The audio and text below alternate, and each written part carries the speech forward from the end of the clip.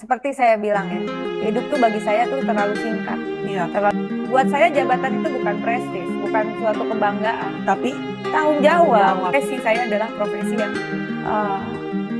berkah dari Tuhan bagi saya, of dari course, Allah. iya dong. Dari sekian ratus juta orang, hanya Betul. sekian orang Yang dipilih. 500-an orang yang terpilih. Oke. Tetapi saya tidak mau hanya menjadi orang yang terpilih secara elektoral. Tapi Saya selalu mendisiplinkan diri.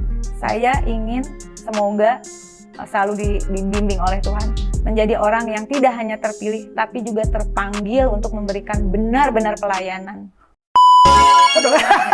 Ada, tapi jodoh itu selalu ada, Mel. Lu Iya. jangan gitu ngomongnya. Doain dong. gua doain 2024 bukan cuma karir lo. 4 kali loh, 4 periode public figure ini guys. Sorry, tahun ini dapat lagi. Insya Allah. Insya Allah. Insya Allah. Apa kalau katanya Ustadz Maulana, Masya Allah, Tabarakallah. Nggak boleh langsung memuji, katanya harus bersyukur dulu sama yang Iya. menciptakan lu. Iya. Jadi Insya Allah kalau dapat Kan kalau kepercayaan. sebelum pelantikan Mm-mm. sesuatu semua hal bisa berubah. Betul. Di politik tuh kalau belum ketok palu titik akhir bisa berubah. Jadi lo belum selebrasi syukuran dulu belum dong? Ya, menang itu bukan syukuran kali. Masa sih? Iya dong. Tapi ini Itu kan hard bukan loh. prestis. Buat saya jabatan itu bukan prestis, bukan suatu kebanggaan. Tapi Tanggung tanggung jawab. jawab sih. Iya, Apalagi benar. DPR RI, dia kan berarti mewakilin 270 juta orang. Gila. Oke, pertama nih Mbak, sebelum kita ngobrol, karena Mbak Rika ini lagi viral katanya, termasuk salah seorang, iya, anggota DPR ya, yang masih Betul. banyak. Tapi karena lo public figure, ada nama di entertainment, jadi lo termasuk perempuan yang katanya berani menyuarakan terutama isu-isu yang sensitif. Anyway, kenapa bisa selain luck, rezeki dari Allah, kenapa bisa 4 periode Anda ini dapat suara terus di tengah, apalagi di periode ini nih berat sekali. Banyak yang duduk di sini, teman-teman yang kemarin akhirnya udah berjuang setengah mati juga ya, akhirnya mungkin belum dapat kepercayaannya. Apa yang bikin lo bisa bertahan 4 periode? Jadi politisi itu sekali lagi ya, Ya. apalagi menjadi legislator, Ya. itu bukan prestis. Mm-mm. Jangan dianggap prestis. Jadi benar-benar baru mau masuk dulu DPR di 2009 aja di Ya. periode awal, saya udah nyiapin nanti kalau jadi undang-undang apa yang harus saya kerjakan. Padahal belum tentu kepilih lagi tuh. Belum, itu kan awal ya, Iya, belum iya. tentu terpilih ya. Tapi kita kan kalau orang bilang ngapain di DPR, mau belajar. Iya. Belajar di sekolah.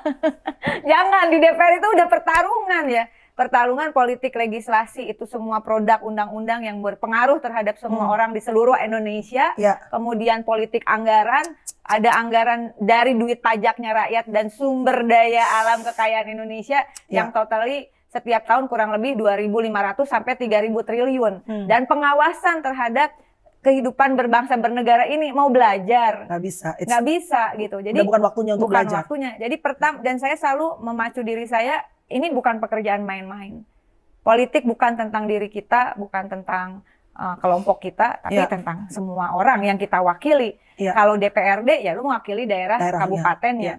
Kalau DPR RI mewakili Republik Indonesia gitu. Betul. Jadi terus bagaimana cara kita bertahan? Sebenarnya bukan bertahan jabatannya ya, tapi bertahan bagaimana jabatan itu bisa menghasilkan keputusan politik. Iya. Jabatan politik kalau nggak menghasilkan keputusan politik, Percuma ya aja. lu menjadi penikmat kekuasaan sebenarnya menurut gue lo. Ya, bisa juga salah. Lu ngomong gitu nggak ada yang kontra, nggak ada yang bete tuh. Misalnya kalau dalam pertemanan tuh ada yang kayak, ih, gitu. Ada yang gitu nggak sih? Kalau di dalam Nggak politik tahu. gimana?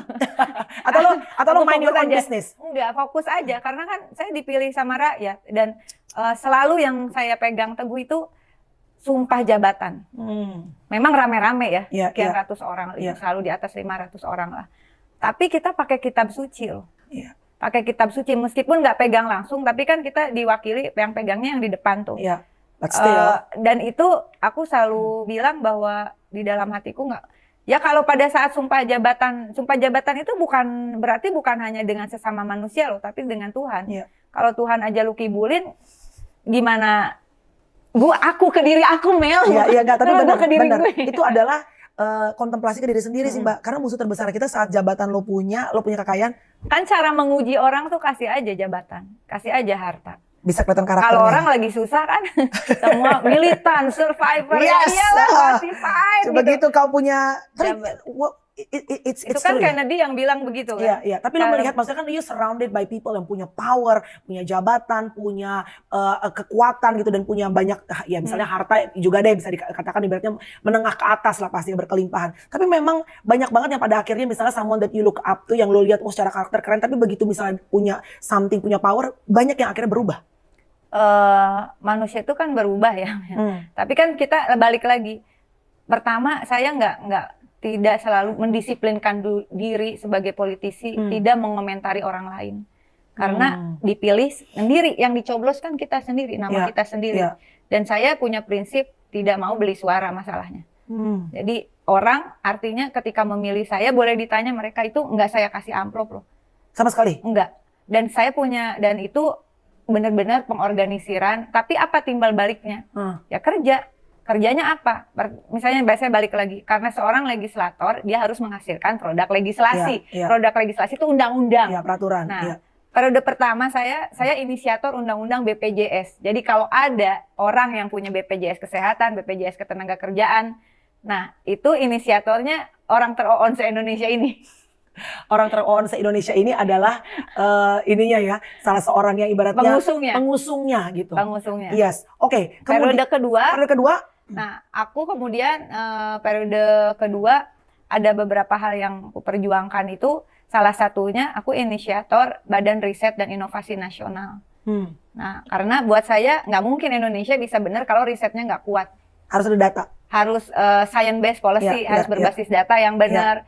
Dan periode ketiga sebenarnya kemarin akhirnya syukur alhamdulillah saya memutuskan itu dijadikan dulu bahan disertasi saya, yaitu perjuangan tentang big data Indonesia. Karena nggak mungkin kita semua kebijakan everything is about number, bener nggak? Dan dibalik angka dalam data negara ada nasib dan nyawa jutaan rakyat, termasuk juga data pertambangan, semua data. Kita mungkin kita orang yang mendapatkan kesempatan untuk hidup cukup baik dari proses kerja kita sama-sama dari bawah merangkakkan. Nah, tapi kan ada saudara kita, nggak semua saudara kita berkecukupan loh. Ya, kalau saya selalu mengatakan setidaknya saya memperjuangkan orang yang di luar sana, yang memang udah tanggung jawab, orang digaji bagaimana? Gila sih, tapi menurut gue memang responsibility itu besar banget gitu ya Mbak. Benar, dan jangan nganggap itu gaya. Oke, jangan anggap itu gaya. Jangan nganggap jabatan itu eksekutif, legislatif itu sesuatu yang gaya. Iya. Bahwa wah keren. Ini juga kan gara-garanya mungkin karena disebut selalu dibilang dewan yang terhormat.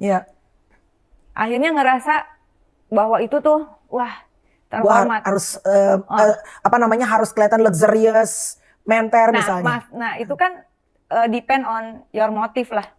Masuk kerja ke sana mau ngapain? Makanya aku bilang saya tidak membicarakan orang lain. Saya selalu mengatakan saya harus cerita ini. Di sini belum pernah cerita. Ibu saya tuh sakit tidak bisa berobat karena kita nggak punya uang. Kismin lah Mel ya. Saya lihat kok di negara lain bisa. Oh dia punya jaminan sosial. Jadi begitu saya mau bagaimana cara ada jaminan sosial? Lu harus buat keputusan politik, harus ada undang-undangnya. Di mana undang-undang dibuat dan oleh siapa? Oleh dua belah pihak, di Istana dan di DPR RI kalau secara nasional. Jadi begitu masuk itu yang pertama kali. Saya nggak mau lagi ada orang keluarganya meninggal karena sakit tidak bisa berobat. Motif itu ternyata menjadi penting. Jadi motif personal itu harus kita temukan. Motif nanti itu harus jadi motif kolektif. Ya, tapi awalnya gue udah meninggal nggak bisa hidup lagi. Tapi kan dari pengalaman pribadi lo kehilangan ibu lo, nggak bisa berobat, itu akhirnya menjadi ibaratnya calling, panggilan. Caranya bagaimana? Challenge. Waktu itu kan saya umur 35, lagi di entertain, lagi cukup oke-okenya dong. Oke-okenya. Terus produser saya bilang, kamu kenapa mau keluar dari zona nyaman? Itu kan sesuatu yang meskipun saya dimulai dari aktivis mahasiswa ya. Tapi untuk masuk lagi ke jalur yang politis secara normatif karena begitu, di entertainment lagi baru enaknya kan. Terus bukan lagi turun loh ya. Lagi on the top waktu itu bajuri dong gitu. Terus ada good morning lah dan segala macam. Terus saya bilang gini loh, saya umur 35 tahun.